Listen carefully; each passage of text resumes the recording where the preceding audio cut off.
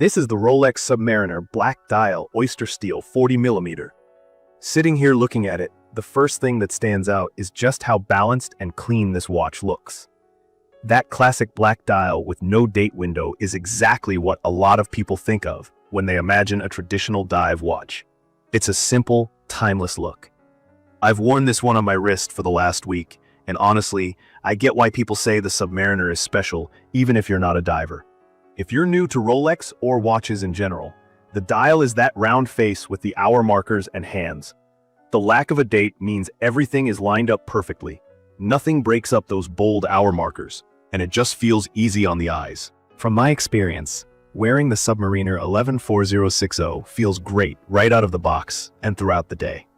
The 40mm size is that sweet spot for me. Not too big, not too small. And the thickness is just enough to remind you it's tough, but not so much that it's uncomfortable under a shirt cuff. The Oystersteel describes the stainless steel Rolex uses, which is harder and supposedly more resistant to corrosion than regular steel. That's partly what gives it that unique shine and solid feel. One of the key features I pay attention to is the bracelet. This Submariner has the Oyster bracelet, which is just Rolex's name for their solid flat link steel bracelet.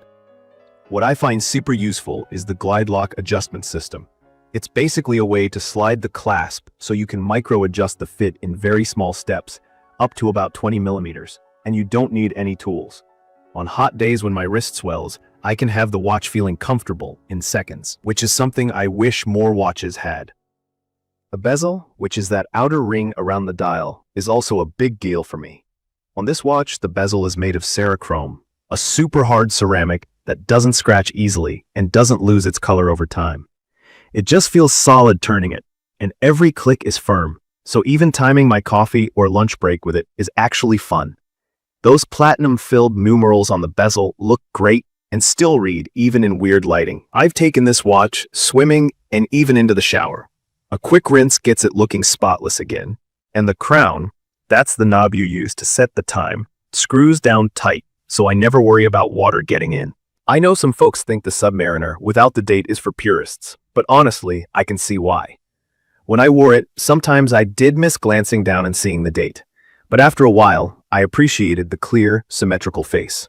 I found myself just using my phone for the date, and looking at the Submariner, I felt it always looked clean and balanced, which is something you don't always get when you add complications like a date window.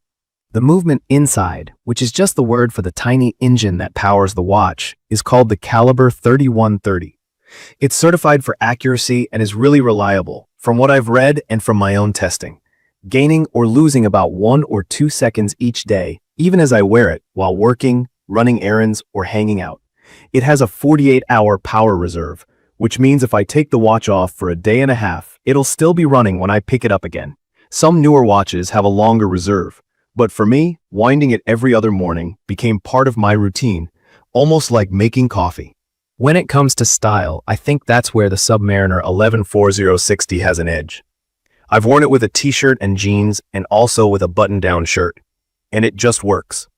The lugs, which are those arms that attach the bracelet to the case, are a little wider and thicker than on older models, and honestly, it does feel just a bit chunkier on the wrist than I expected.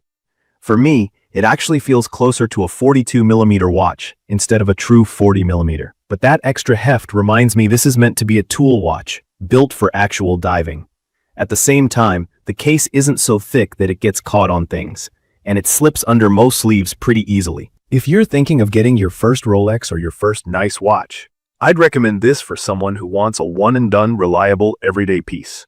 It's perfect for travel, daily wear, or if you just want something for special occasions. Because the Submariner line is so recognizable, that does mean you'll want to be a little cautious about where you wear it. I admit, sometimes I find myself checking twice when I'm on public transport or out late, just because it stands out. That's part of owning such a well-known watch, but it never stopped me from enjoying it. Rolex fans will know this model was discontinued in 2020, which means finding a new one takes patience, or paying a bit more through a reseller. If you get one, especially in great condition, you can expect it to hold its value well. I like that it doesn't scream for attention, but if someone else knows watches, it's an instant conversation starter. On the bracelet, Hairline scratches do show up pretty fast on the shiny sides and clasp. After just a few days of desk chores, I noticed marks, but honestly, they give the watch character. I know people worry about keeping their Rolex flawless, but I think the small dings add to the story. Wearing it every day, those marks feel like my own history with the watch. Another thing I picked up is how strong the lume is on this Submariner. Lume is that glowing material on the hands and markers, so you can read the time at night or underwater.